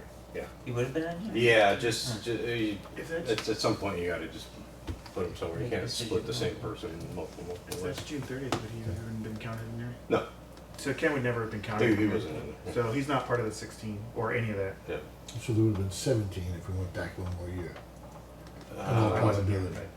unless somebody came in at the time when he was Yeah, going out. There's other people. so- Because what's hard about this is that that's people that were here on June 30th. So they could have left July 1, or they could have started June 30th and they were counted, so, but it's hard to get a, Yeah, but you can get a decent picture that you Yeah. guys have been running a pretty flat organization. Mhm. Not a lot of changes, and yeah. And this, I think this one here though, kind of looks at it a little bit better.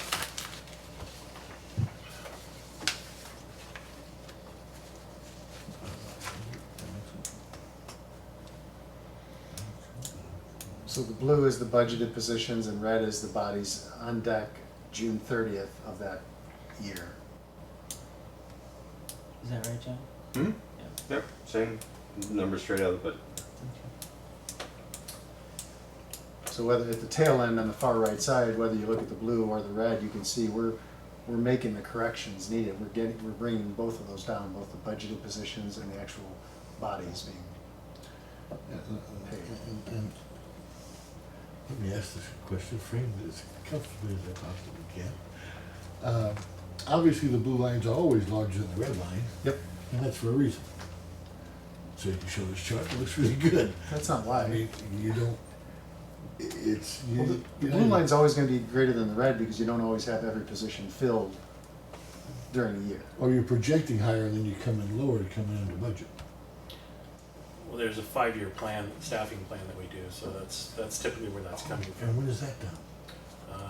About every 5 years. So you're projecting out, what do So we was need it employees? like, was it 2015? The last one? I mean, is it like, is it? Yeah, I I think it think we have was, another one coming, we're gonna be revising it for next Yeah. year. It's yeah. been about 5 years.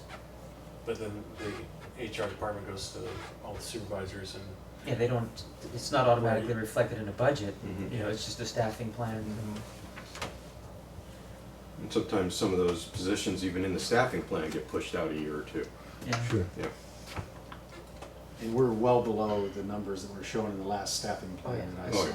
It's 120, I think. Yeah. the last Yeah. staffing plan. Say that again? About 120 employees. Yeah, the we staffing plan anticipate. showed 120 budgeted positions in about this time frame, so we're about 10 Mhm. positions, 10 to 12 positions below where the staffing plan recommended. Oh, the 5-year plan Yeah. you're talking about. Yeah. Yeah. So the 5-year plan wasn't close, that was No, Based it on didn't, projection. yeah, the economy and everything else didn't play out the way that, that we thought it would in the staffing plan.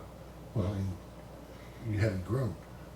and some of that Sandag's projections. So we're going, I was growing a lot, I was growing an awful lot. I'm growing this. But as an organization, we haven't really added a lot of responsibilities, or more homes, or more customers, or, What? we haven't added that many. Over what period of time? The last 2 or 3 years, hasn't been that much. Sorry, how many years? Building permits were nil for 2 years. So you couldn't have been adding people. Do we still do that in the MDNA, part of the red, building permits? 10, 11, 11, 12, 12, 13, as the recession kicked in and we went through negotiations, stuff like that, a lot of retirements happened. People went out before the new MOU went into play, and then they just didn't get filled. And then if you look at 14, 15, 15, 16, Big jump. the budget amount went up because of the supervisor saying, well, as the growth is continuing to grow, but part of the reason that those didn't get filled, and we actually had a savings for that year, even though it was in the budget, as we went back to those supervisors, at least I can speak for operations, we said, do you really need that person this year? Can you hold off another 6 months, or can you hold off? You can't, and we actually shifted some responsibilities around between departments, and there was a cost savings there because we decided to move that around and use technology to better improve efficiencies, so we didn't fill positions.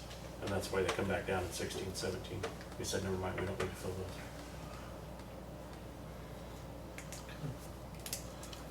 Okay, I've got a question. We're on this page. I might move down to administration and use my weak mind. What's that, sorry? Administration on the same one. Only because that's the only thing that I see. That's all I should say is administration. The rest of the thing else's. But I've seen we've added, since I've been here, we've added some people, and I don't see that reflected in these numbers, so I must have it wrong, or we must have lost people that I don't know about. I think when I first came on board in 2014, I don't think we had an assistant GM at all. I think it was Dennis doing the entire thing. And I think that was the board decision to have him do the entire thing. From the previous board, I wasn't here. But it was Dennis doing it all. I got you those numbers. There was Yeah. a time where Dennis, as soon as he became GM, he did not backfill the AGM position. And that was 18 months or, close to About 2 2 years, years. But we've always had an AGM. Yeah. Well, who was the AGM when he didn't backfill it? He was the AGM, and then he He got was- promoted and did not backfill it. Oh, so he was, when he was the general manager, he was the AGM actually. When he No, became before the he general was- manager, he didn't backfill it until, Yeah, he Year was and the a half. AGM and there was a GM. The Right. GM left, he got moved up, but he didn't fill the lower level Right. position Yeah, for a he period of held off. time. He did without it for 2 years. 18 And months. Then, or however long it was. and then decided to bring in an AGM. Yeah. Right. Realizing And that there was- AGM was you, Right. and you were backfilled by, Yeah. okay. Right. So that's one additional that I see. I didn't see one leave yet. It was always budgeted. Just gonna mention the ones that I noticed, and I could be wrong, I don't know. Diane was the only secretary here when I first started, and now we have 2, and that's okay. I'm not saying it's not warranted, I'm just looking at these numbers here and trying to justify how you came up with these numbers here. I think that was also one that it was always budgeted for the 2.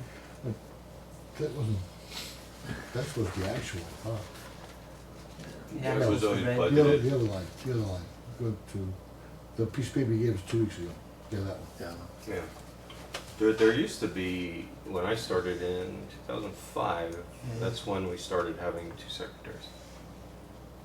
2015, 2005, yeah, we had 2 2005? secretaries, yeah. Yeah. and then lost one for quite some time, I assume. I think we lost one for a little while, and then one came in, and then Horrible with names, I'm trying to remember there's Brianna, Nancy, yeah, and that's it, then yeah. Carol, and And then we had and Diane, a bunch that were then centralized and then, and you know, condensed. There's actually more. And does Chris come in under administration? Yes. yes. He was added, but yes, we lost one in that department as well. Mhm. I forget. But was she, but was she public relations or was she administration? Public, well, they're the same. Same. Yeah, it's all over Yeah. that same heading. So that was a kind of a wash, one came in and one left. I Well, think Chris we're was actually probably down more. in that department. With part-time. We'll have like That's great. 2 3/4, and it's been. Yeah, these are the We positions lost here. Grace. Who else did you lose in that department? Grace. Grace. Grace. Who else? That was it. And then, Well, we had Tori, but Uh, Lisa's, Tori got isn't Lisa half-time there? at least yeah, 3/4. she's part-time.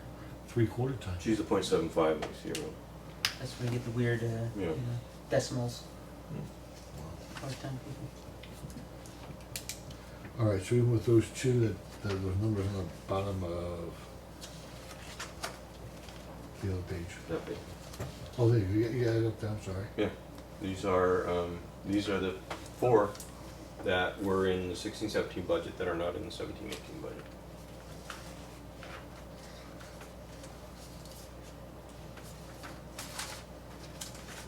Who's the public information representative? That was great. That was great. Great. You But you didn't- hired Chris. No, Grace. No, Chris was wild. Chris was back. there already? I don't know how long Chris has been here for. A couple of years. But Chris was an ad, he wasn't taking anybody else's place.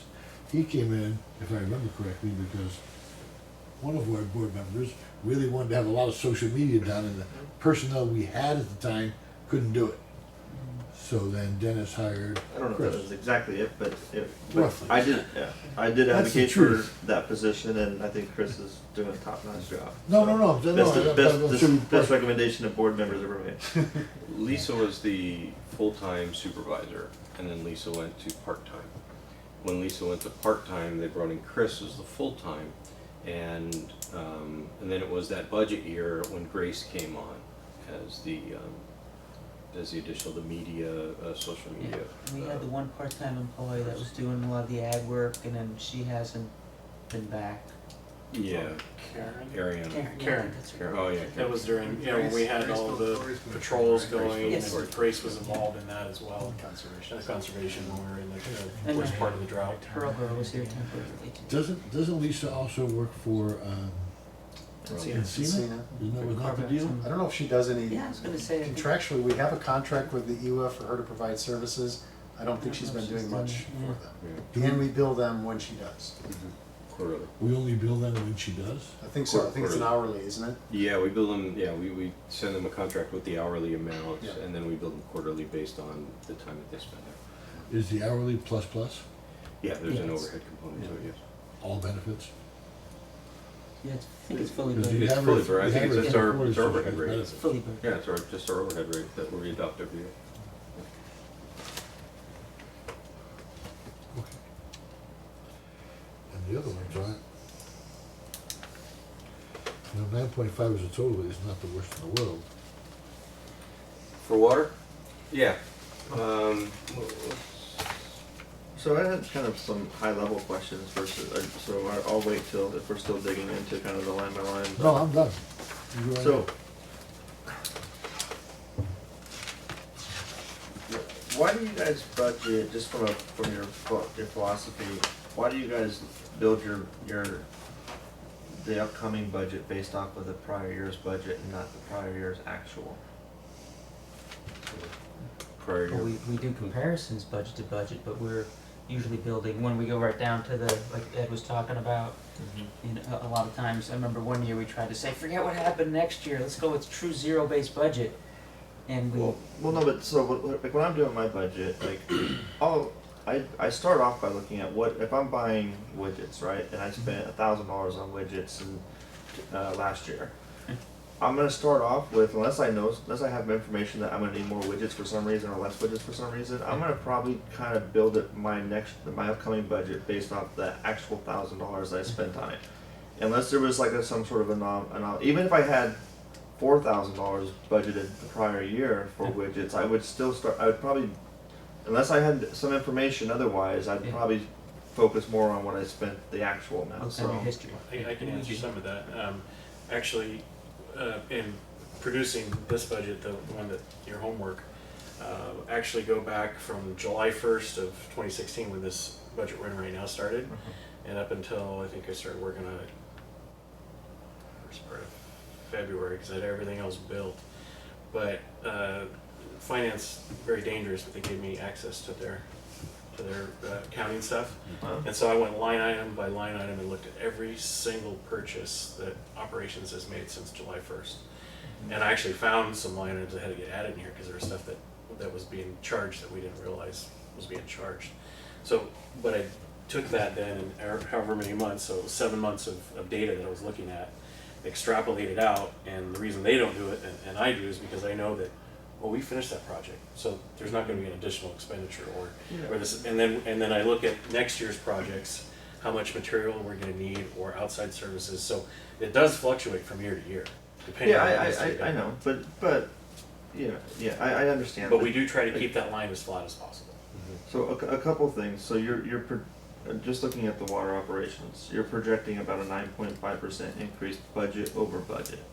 But in reality, if you take your projected 16-17 actual versus your draft 17-18 budget, it's like an $8 million increase. Well, there's John, there's one error in I was there. gonna say there's gotta be an The top, error. Yeah. the top This is number. The first line. Yeah. I'm just looking at that smell test. If you look at thing. column D, the top number is an error, and I think you guys Oh, have it. oh. 21,600,000. Yeah, that number's wrong. Yeah, that can't be right. Thanks, guys.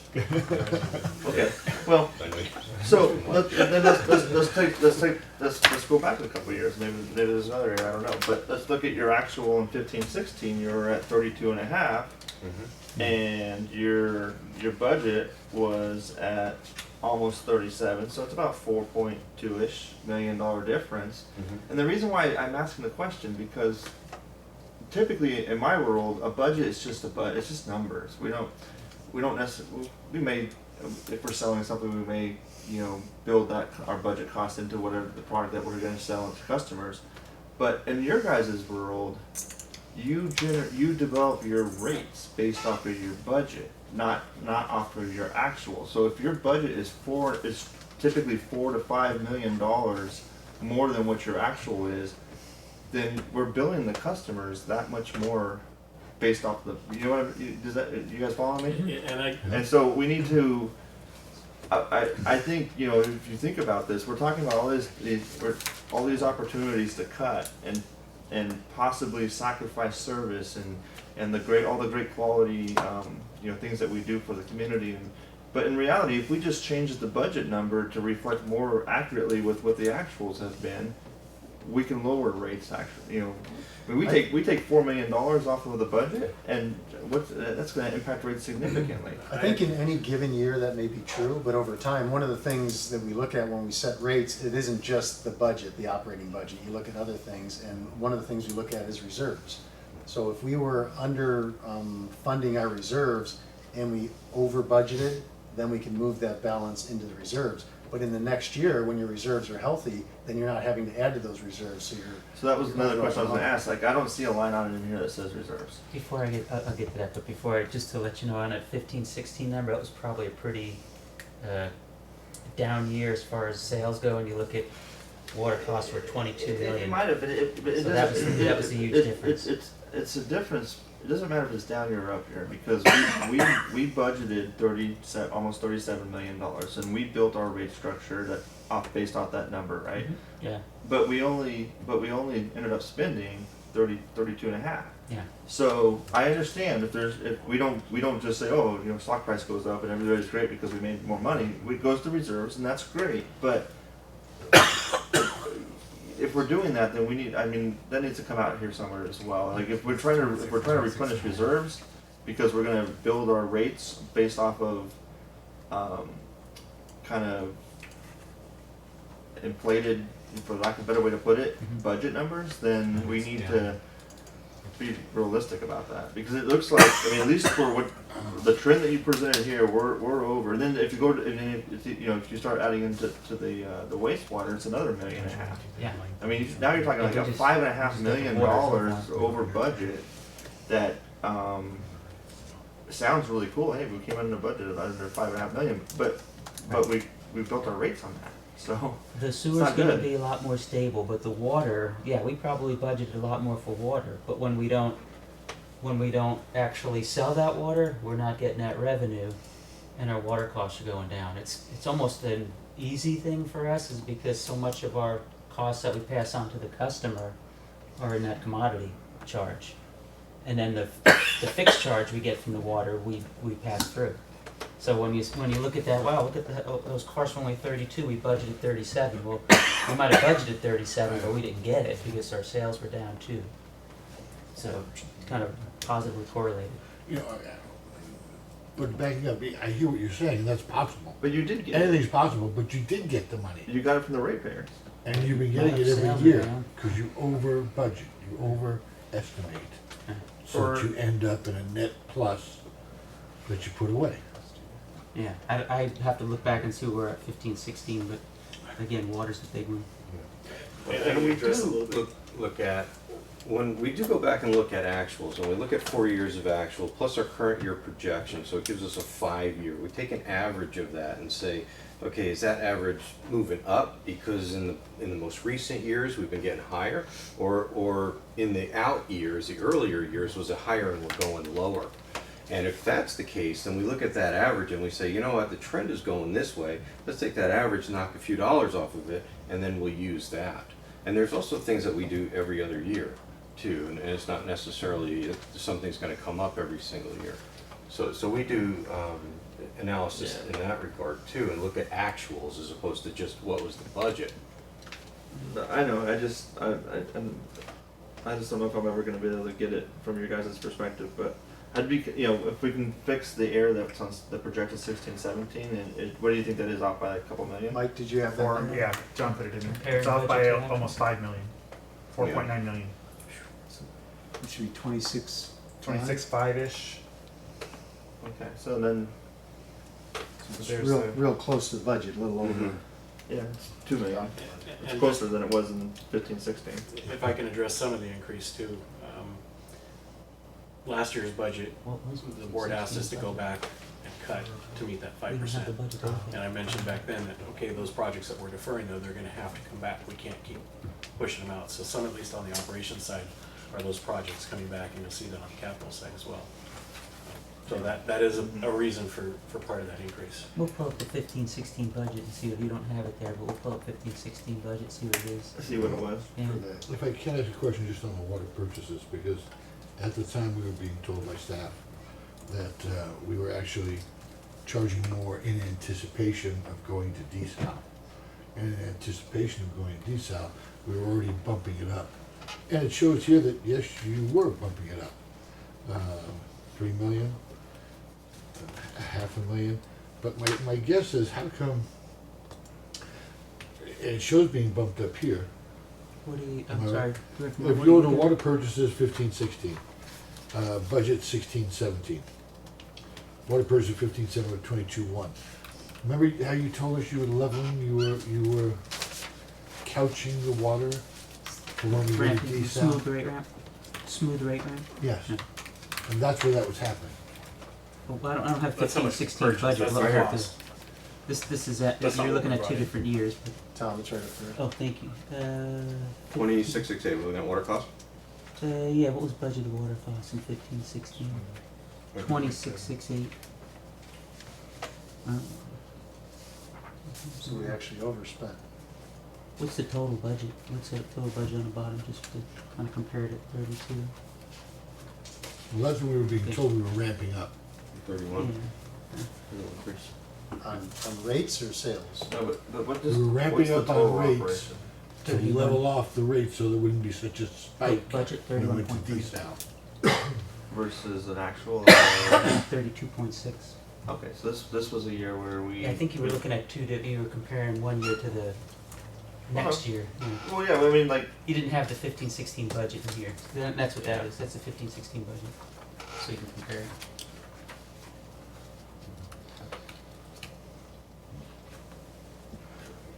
So in 15-16, the budget for water purchases was $20,668,000. And we actually purchased $22 million worth of water. That's what we paid the water authority.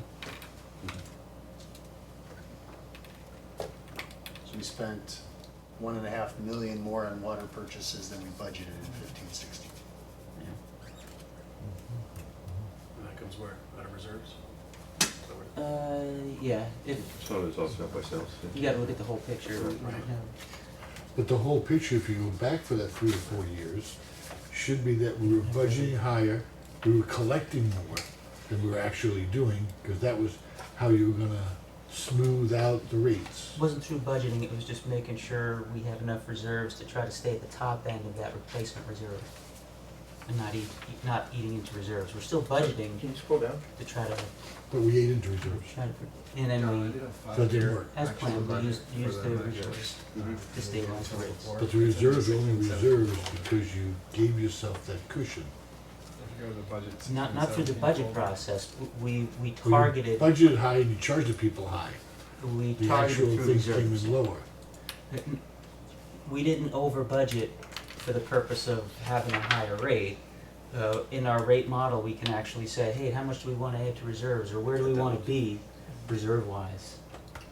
And so we wanted to be, towards the top of the replacement reserves. But But yeah, I mean, you know what I'm saying. My whole point is that, it's going to take drastic measures for us to even try to cut $500,000. But yet, if we just change the budget down $1 million, I mean, you almost accomplish the same thing. And if we're not actually if we're not spending the money anyways, and they're just budget numbers. Is that a way that we can try to achieve the either rate stabilization or rate reduction without having to do all, going through this, there's not a lot of places to cut. I mean, I think that's the same thing we talk about every single year. The areas that there are to cut that could have the potential for making an impact is labor, and labor is always a tough one to do because, again, for all the things we talked about, it's a sensitive issue. There could be a reduction of quality of service and all kinds of things, lower morale, you name it, right? So if all we have to do is change the budget number and just budget closer to the actual, and then base our rates off of that, I see where you're going. I mean, it's... Yeah, but if every year we were over budgeting and spending less than we budgeted, we'd be having this accumulation of funds that would be reflected in the reserves. And that's not what we're seeing. We're seeing just the opposite. Our reserves are being degraded. So my concern is if we budget too tight, the reserves are going to be drawn down even further if we go over budget. Weren't they just degraded this year? They only degraded. I remember a year prior to this. We were 15-16. You said we were under. Or we were actually the opposite. It was Those graphs I had last budget was a time. little. Actual was a little more than budget. So I mean, sometimes it's up, sometimes it's down. But we try to hit it as best we can.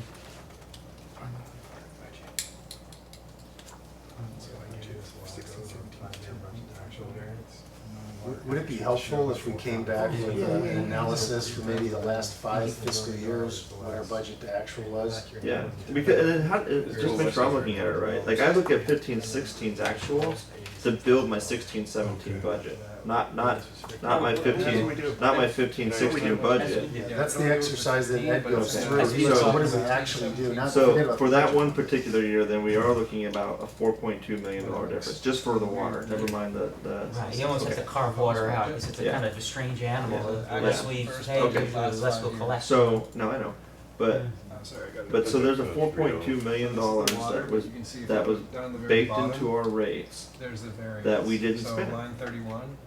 Now we didn't get it all because of the water sales. I get that, but Yeah, that's what I'm but saying. it was baked into our rates. 6,000 was our total variance. Yeah, And then But we Are 51. you probably comparing didn't- these two columns? These two right here, the 15, So we were 16 less than a actual million versus off. 16, 17 budget. Even our if water is the difference, then we didn't For get the budget revenue, so it's actual. kind of like a wash. Right. All of it's Pretty one. good. I mean, those were 67. But the good analysis is to back out water, and then we'll get you those numbers to show how tightly Well, I we think the numbers budgeted. they have up here show something, if you Oh, explain. you already have it up? You Yeah. already have it? Oh, very good. This shows budget to actual from 2011 all the way to 15. It's a little old, but actually Director Martin asked for this, I think it was 2-3 months ago, probably, maybe prior to that. But in 10-11, the actual, the budget was $67,000 off. And it's backing out water purchases, so it's just looking at controllable costs. Actually, I think that's the total with the water. Oh, no, No, you're right. no, I was no, thinking it's of- okay. yeah. And then in 11-12, we were off by $86,000. 12-13, it was $51,000. And then 13-14 was 939, and then 828. So it's been less than $1 million the last 5 years. So there's really not. I mean, if you could, That's helpful. it's not like the 2 million that we could say we just changed the budget by this year. So Okay, thanks. That's perfect. that was Director Martin. Good try. Thank you. Like magic. So in 13-14 and 14-15, we, I guess if you want to say over budgeted by somewhere in the $800,000 to $900,000 range. And Which- that would have went into And this is just water though. The reserves. Yeah. reserves. So if we had surplus revenue, so our costs were lower than expected, we had extra money, it would Yeah. find its way into the reserves. We're not even talking capital yet. It's another Need the wrinkle. revenue Yeah. at the Yeah. same period. And we don't have any returned earnings. We don't have any what? We don't have returned earnings. Focus. Return on our investment, we don't have Investment that. earnings? Yeah. That's in offset, so yeah, we have investment. Look at earnings. the top. I don't know. Right.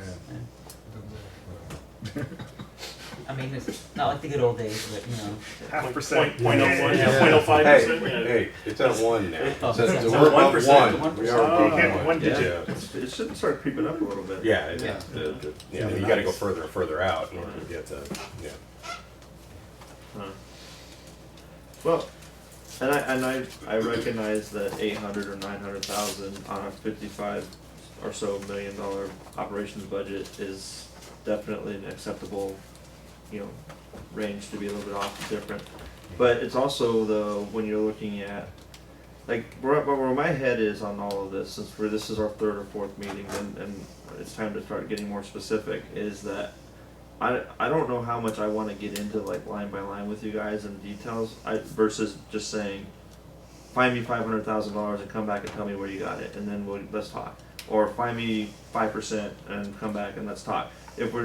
So those numbers, if we, those 800, 900,000, even though they're small, but if you have the majority of the board says find us $500,000, that could be part of the solution there, right? So, So on this Wednesday, we have a workshop, and we're going to be presenting a lot of this again, so that we have the benefit of the full board. And if the board wants us to go in that type of direction, then we can try to incorporate a slide like this that shows, the budget to actual over a certain period of time. I think we're just gonna, I don't know. I think it's just I don't know how productive it's gonna be. When you look at the high level page, there's only really 2 areas that can make even a remote dent, and that's what was that first page we were at looking at? It was the transmission, the 429,000, the 2 big numbers, 2.8, almost 2.9, and the 429. Everything else is pocket change on the grand scheme of things. So. I'm sorry. Go ahead. I mean, interrupt. This is without, because Encina is a big number too. So I took out the water Oh, we didn't get the sewer. and I took out Encina, and our total change in budget is 4.5%.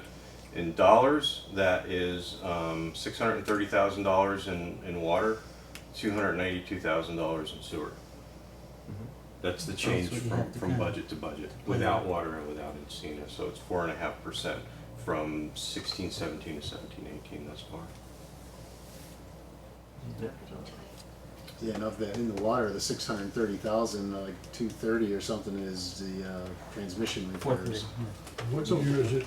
The last year that it came up, that we did a 218, we kept sewer off it, we made no change on sewer whatsoever.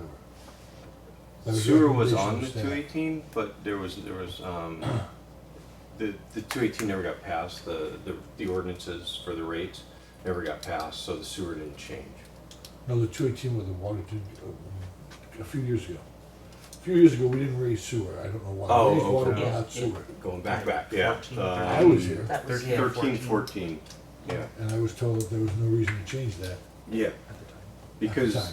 because we were above Right. above that, and we had some rate stabilization there for a little while. Right. Above on the reserves you're Yes. talking about. For Mhm. Yeah, Yeah. for the sewer side.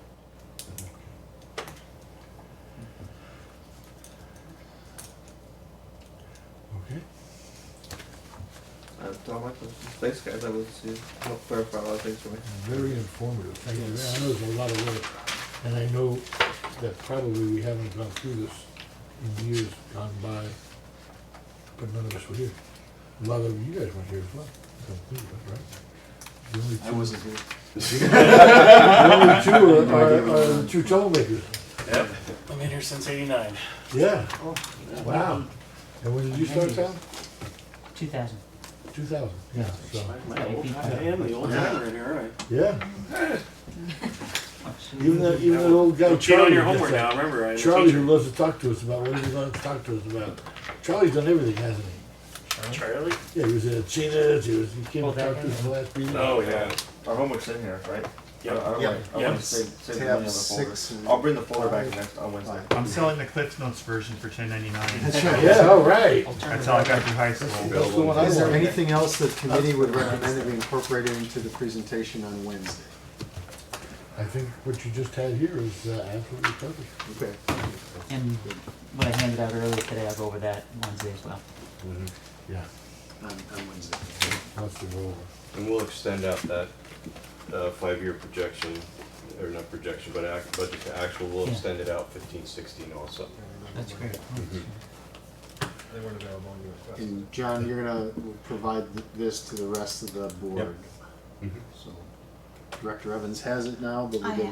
we'll get it to the other two so that everybody has this packet prior to Wednesday's meeting. Yeah, the only change will be the one number in water purchases in Mhm. 15, 16. Yeah. Or 16, Just the 17. $4 million. Yeah, just that, yeah. Bet I'm on Friday. That's If you're gonna miss this big, right? I passed the test, you noticed it. Thank you very much. Thank you for Right. all you Too do. good. Numbers. Thank you, guys. Meeting, unless anyone has anything else to say, meeting adjourned. Thank you very much. Thank you. Thank you. Need to get you a gavel.